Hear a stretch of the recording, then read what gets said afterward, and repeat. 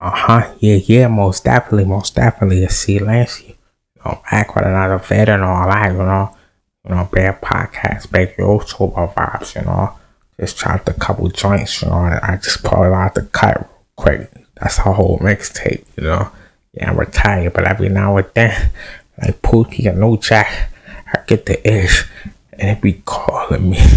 Music was calling, so I had to chop that off real quick. But back to retirement, I ain't about to lie, back to big YouTube mode. That's what I do now.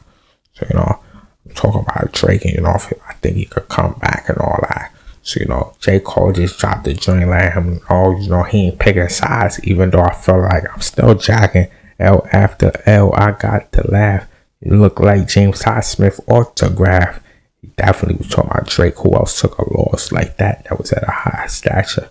So, he's saying, you got to come back to the pen skills. You got to go bar up and do what you do like they was doing on Evil Ways, just to redeem yourself in the game. To my knowledge and my stance, I don't know if Drake could come back for this one. I got to be signed.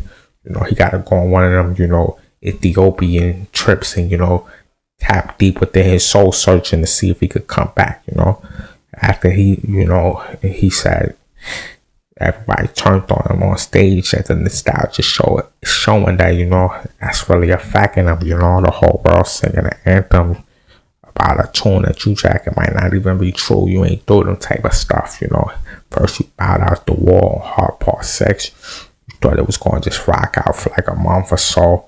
So he tried to come with the couple packs and, the nostalgia videos. And none of that work, I'm still outside. I still hear that joint ringing off. And we almost near winter. So imagine if they playing that 2-3 summers like how they playing Bobby Smurder song, the hot joint.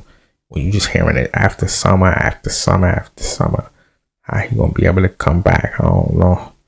Yeah, heck of a run though. 15 years.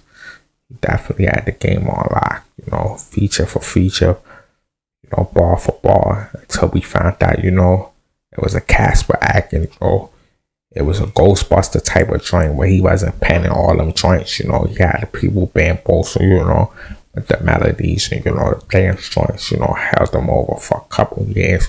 So we made it an exception, we made it an exception. Like how we do with Kanye or Dr. Dre, things like that, where we held them at a higher stature though.